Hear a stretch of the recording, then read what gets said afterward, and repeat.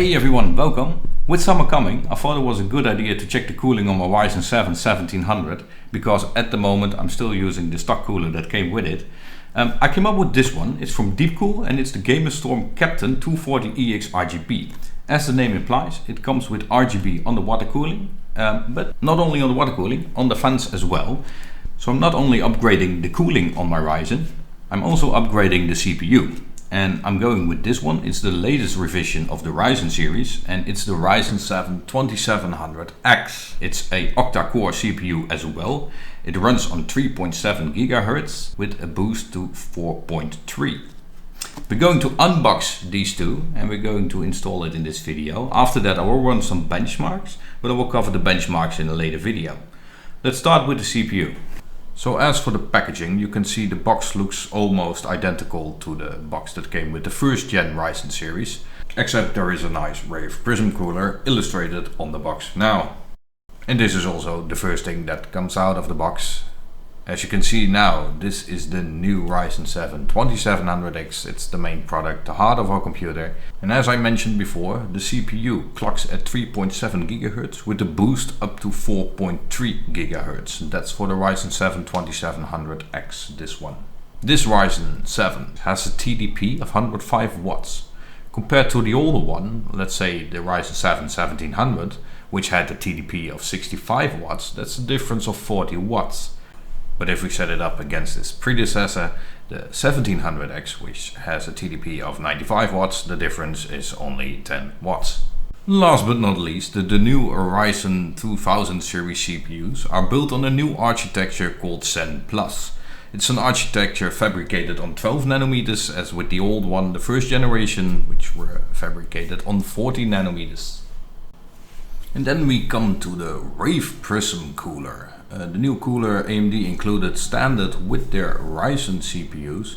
It's a very nice cooler, gets great reviews, and we'll see the benchmarks in the next video of this. As you can see, it has 4 heat pipes, well 2 actually, bent within the cooler itself, but it has heat pipes and the cooler design is very promising. Then we have 2 more cables, both are for the RGB LED control. If your motherboard doesn't have a header, you can use the provided USB cable for this. A really cool, neat design. I like it very much. And here you can see the Rave Prism cooler in action. As you can see, it is upside down. Believe it or not, it will still cool the same. We will not cover this cooler anymore in this video. I just wanted to show you guys the cooler. We will do some benchmarks with this stock cooler and they will be covered in the next video. Then we move over to the main focus of this video, the Captain 240EX RGB AO liquid cooler. If we move over to the back of this box, you see the specifications and I will post a link in the video description. So if we open up the box, we find all the stuff we need to set this one up, and we will start with the radiator. As I said, it's a 240mm design, and on this we will mount the 2 included 120mm RGB LED fans. And as you can see, the pump is already connected to the radiator, and that's why they call this an all-in-one solution. If we have a closer look at the pump, you can see 2 cables come out of it. One is for the RGB control and the other one is for the pump itself. Then we have the fan hub. As you can see, you get the cable tie and the adhesive strip as well.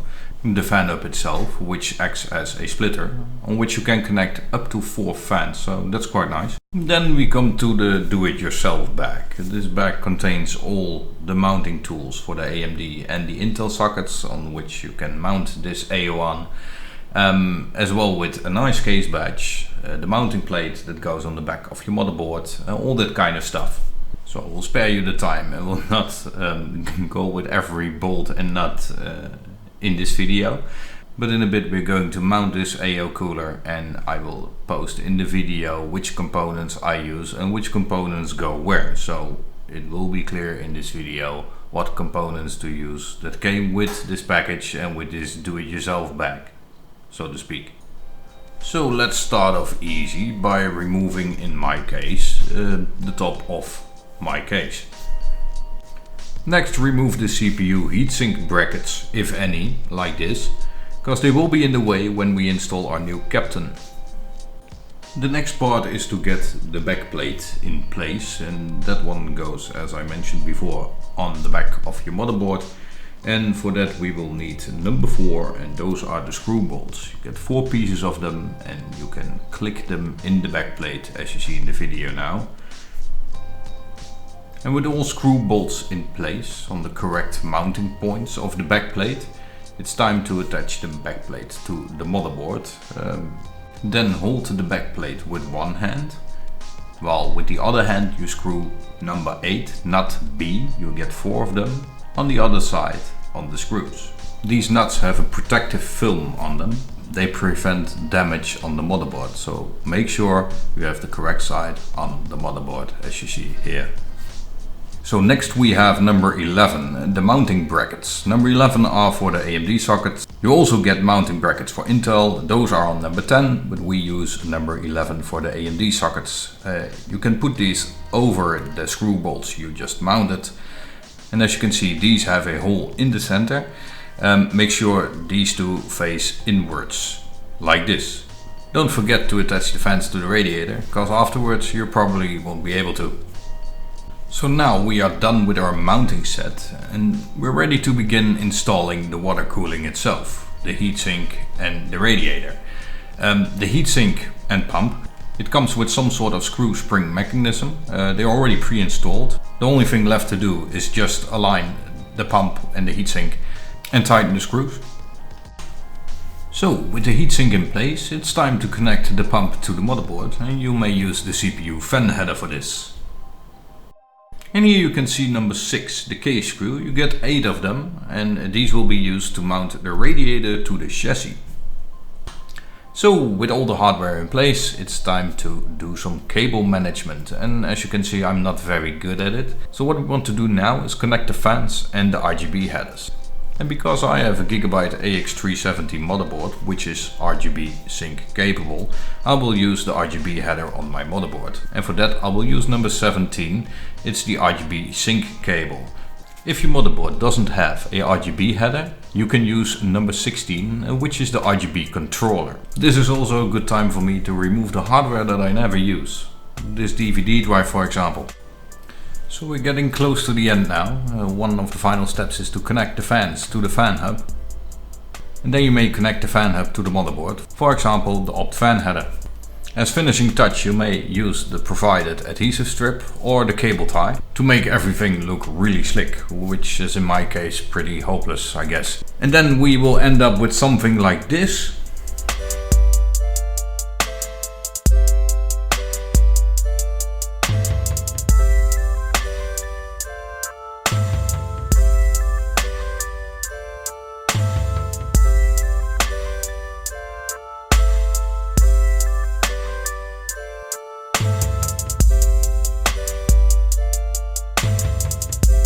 So, as you can see, RGB, everything working, except my new Ryzen 7 2700X is not in there. But let me explain you in short, and you can see it in the video now. When I installed the 2700X, the first 30 minutes or so, it worked perfectly fine. I even did a video render, the Hikvision video render. That render took me 30 minutes, and that was not what I was counting on, because when I did the same render on my 1700, it took me 11 minutes. So 2 minutes less. At that moment I didn't realize what was going on, so I started to do some benchmarks, and as you can see in the video now, we did the pass mark benchmarks. Yeah, as you can see, Windows just crashed. It restarted itself. After a while it came back to the post, after that Windows was loading, and bam, it crashed again. Well, from that moment on things only got worse. When I went back to the BIOS to check the settings, which were, according to Hardware Monitor, correct, didn't do any overclocking whatsoever. It crashes after 2, 3, 4 seconds as well, and everything is stuck. So that's a problem. So we tested it with another 2700X. We did exactly the same video render again, and it took me 9 minutes. So 4 minutes less, and 2 minutes less than the Ryzen 1700. So with that I concluded this CPU was faulty, and I will send it back. I will wait for the replacement to arrive. After that I will start the benchmarking, but for now I will hold on to my old Ryzen 7 1700.